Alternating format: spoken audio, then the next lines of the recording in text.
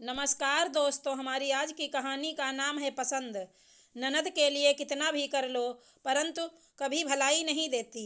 भाभी लो अपनी साड़ी, ये साड़ी मुझे पसंद नहीं है। प्रियंका ने अपनी भाभी रितिका से कहा, जो कुछ दिन पहले अपनी ससुराल से आई थी गर्मियों की छुट्टियों में, कुछ दिन अपने मायके में रहने के लिए। एक हफ्ता रुककर आज वह वापस अपने पति के साथ अपनी ससुराल जा रही थी। तब उसकी भाभी ने उसे एक साड़ी भेंट की, जिसे देखकर प्रियंका और उसकी मम्मी का मुंह बन गया। रितिका की समझ में नहीं आ रहा था कि साड़ी में ऐसी क्या बुराई है जो प्रियंका को पसंद नहीं आई। अब से पहले उसने प्रियंका को अनेक साड़ियां भेंट की थी, परंतु प्रियंका को कभी भी उसकी किसी भी साड़ी में कमी नहीं नजर आई थी। उसके द्वारा दी हुई साड़ी उसे बहुत पसंद आती थी।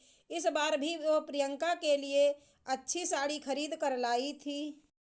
लेकिन प्रियंका को साड़ी पसंद ना आने पर वह उसे कोई दूसरी साड़ी देने के लिए कमरे में गई। तो जैसे ही उसने साड़ी रखने के लिए सूटकेस खोला तो उसकी आंखें आश्चर्य से खुली रह गई थी, क्योंकि किसी ने उसके सूटकेस में रखी साड़ियों को उलट पुलट कर रखा था।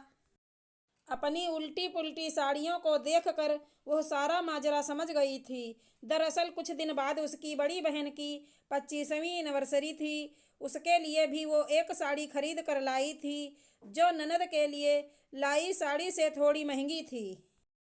उसकी बहन उसे हमेशा उसके जन्मदिन पर अच्छी अच्छी साड़ियाँ और कपड़े देती थी। इसलिए उसने सोचा, क्यों ना मैं बहन की सालगिरह पर अच्छी सी साड़ी दूँ। ननद को तो वह हर तीज त्योहार पर और गर्मियों की छुट्टियों में जब भी वह घर आती है हमेशा अच्छी साड़ी देती है।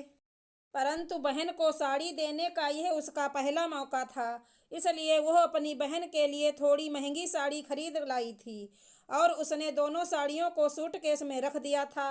जब वह रसोई में खाना बनाने के लिए गई तब उसकी सास और ननद ने सूटकेस खोलकर साड़ियों को देख लिया था। तब बहन की साड़ी देखकर दोनों का मुंह बन गया था। रितिका अपनी बहन के लिए लाई हुई साड़ी सूटकेस से निकालकर प्रियंका को देने लगी। तो प्रियंका गुस्से में बोली, यह साड़ी आपकी बहन के लिए है, मैं इसे नहीं लूँगी, अपनी बहन को ही दे देना। तभी उसकी सास बोली, यदि तुझे साड़ी देनी ही थी तो पहले देती, क्या ज़रूरत थी तुझे दो तरह की साड़ी लेकर आने की। दोनों साड़ियाँ एक ही कीमत की लेकर आती।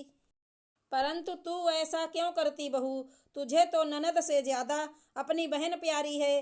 सास की बात सुनकर रितिका का मन दुखी हो गया था। वह दुखी स्वर में बोली, मम्मी जी, मैं जितना प्यार अपनी बहन से करती हूँ उससे ज्यादा प्यार प्रियंका से करती हूँ। मैं पिछले 5 सालों से प्रियंका को कभी उनके जन्मदिन पर, कभी तीज त्योहार पर, तो कभी गर्मियों की छुट्टियों में उनकी मनपसंद साड़ी दिलवाती हूँ। अब की बार भी मैं उनके लिए अच्छी साड़ी लेकर आई थी। किसी ने ठीक ही कहा है, ननद के लिए कितना भी कर लो, सास कभी भलाई नहीं देती। परंतु बहन के लिए जरा सा कर दो तो हंगामा खड़ा हो जाता है। मेरी दीदी ने मुझे हमेशा दिया ही है। यदि एक साड़ी मैं उनके लिए थोड़ी महंगी ले आई तो क्या हो गया। आप तो अनेक बार मेरे साथ ऐसा करती हैं। जब भी घर में कोई फंक्शन होता है आप दीदी के लिए हमेशा उनकी मनपसंद महंगी साड़ी लाती हैं और मेरे लिए सस्ती साड़ी लेकर आती हैं। तब आपने नहीं सोचा, जब आप ऐसा करती होंगी तो मुझे कैसा लगता होगा। मैंने तो कभी ये नहीं कहा कि आप दीदी को मुझसे ज़्यादा प्यार करती हैं। कभी कभी गृहस्थी में ऐसा हो जाता है, जब घर में खर्चों के कारण पैसे कम पड़ जाते हैं। इस बार बच्चों के एडमिशन, किताब कापी और ड्रेस में पैसा ज़्यादा खर्च हो गए, इसलिए मजबूरी में ऐसा हो गया। परंतु आपकी पेंशन तो आपके पास ही रहती है, जिसमें से खर्चों के लिए आपसे कोई एक पैसा भी नहीं मांगता। फिर भी आप अनेकों बार मेरे साथ ऐसा करती हैं। रितिका की बातें सुनकर उसकी सास का चेहरा उतर गया था। उनसे कुछ कहते नहीं बना था।